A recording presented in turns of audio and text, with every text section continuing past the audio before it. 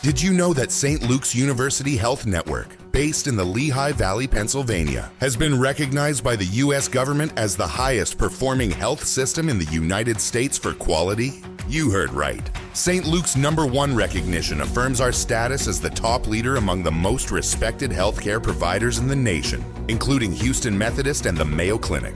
To state it simply, if you want to receive the best care when you go to a hospital, come to St. Luke's. Listen, all you New Yorkers. Excuse me. Taxi. Okay, man, we're looking around. This is the 77 WABC minicast. Last week, KT McFarland, who I respect as much as anybody, said that I should keep my eye on Spencer Pratt out in Los Angeles because he's a reality star like I was a sports guy, no political experience. And she said, if Spencer Pratt wins in Los Angeles, you need to find out who ran his social media campaign, hire those same people, and then you should run for mayor. And I played that throughout the entire week this week. Even Joe Beningo played it on a sports station. So you don't know this, KT McFarland, but you're getting a lot of play from what you said last week that I should take a page out of Spencer Pratt's book and maybe run. I think it would be brilliant. I mean, think of who the most effective politician is in the last generation. Donald Trump. Now, he's not a politician. He wasn't a traditional guy. He was a businessman. He was in television. He even bottled wine. I mean, he tried everything. He was an entrepreneur, and he'd met every political leader, Republican, Democrat, for the last generation because they all trooped over to Trump Tower to try to get donations from President Trump. And so he's seen the quality or lack of quality of a lot of the leadership. And at a certain point, and I think it was at a White House Correspondents' dinner, when President Obama took the podium and made fun of Donald Trump for being, uneducated. What did he know? Made fun of everything Donald Trump. That Donald Trump had basically said, I've had enough. I'm going to run. And look what happened. He has changed the political earthquake that's caused because all of a sudden people who are not career politicians are stepping forward, and they're doing it very effectively. I mean, I look at Dave McCormick in Pennsylvania, terrific senator, but he didn't come out of a political background. He was a West Pointer, Army graduate, and then a very successful businessman. So one after another, the people who seem to be breaking through the corruption, the sort of failure attitude of, well, let's just spend more, throw money at it, and not rethink the game. Those are the people who are winning, and those are the people who are actually governing and making a big difference. And you could be one of them. I could be.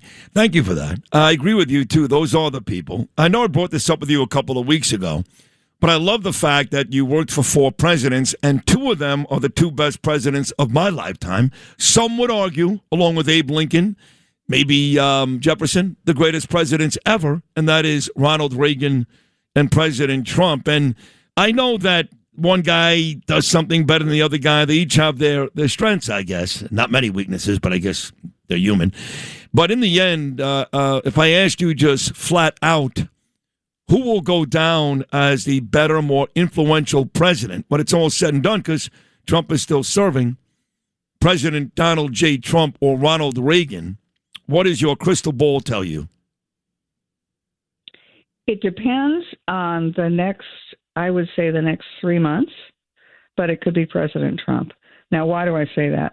Well, everybody forgets that when Reagan came into office, the United States was going to be, the Soviet Union was going to take over the world. The Soviet Union was expanding all over the world. The American economy was in the dumpster, high unemployment, very high inflation. The Middle East was inflamed and was not selling us oil. So our economy was bad. Our foreign policy was bad.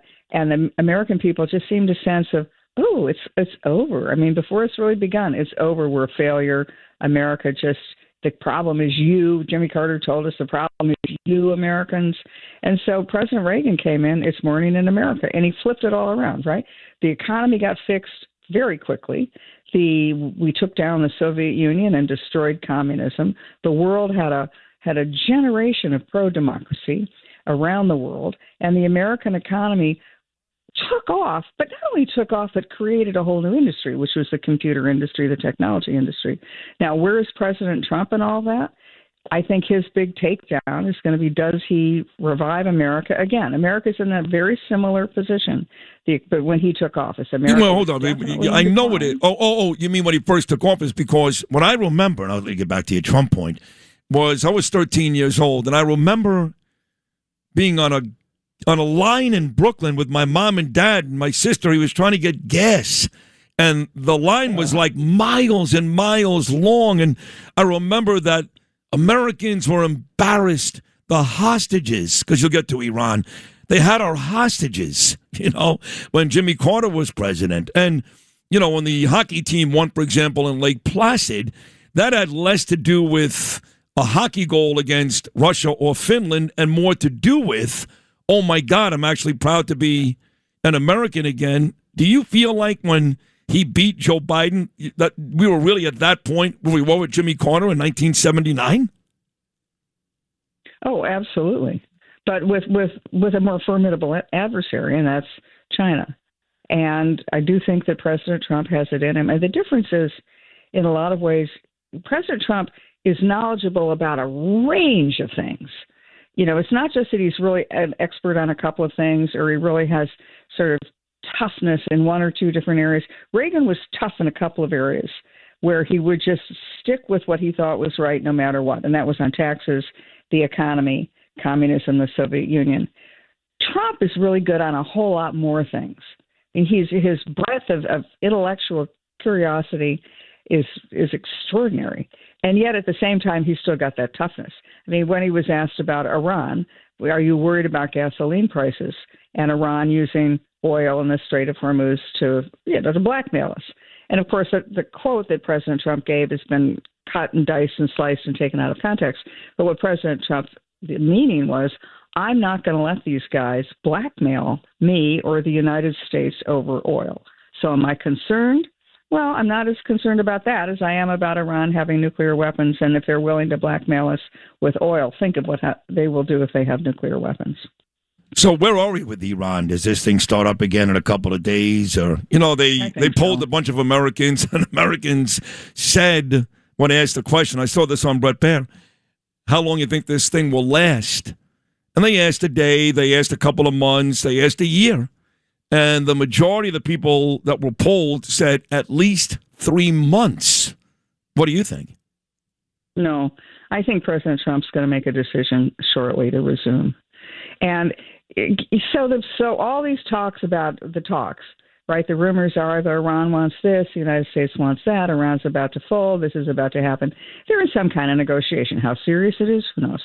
But the way President Trump, if you looked at how he's conducted himself, unlike most presidents who will either negotiate and then you have a ceasefire while you negotiate, or you don't have a negotiation and you go to war. Trump is very good at doing both at the same time, applying the pressure at the same time. And so I wouldn't think it's out of the range of possibility for President Trump to start new hostilities in the sense of going after the remaining military targets, to eliminate. Now we've eliminated the first, second tier of leaders. Let's eliminate the third, fourth, fifth tier of leaders to finally get to somebody who wants to do a deal with us.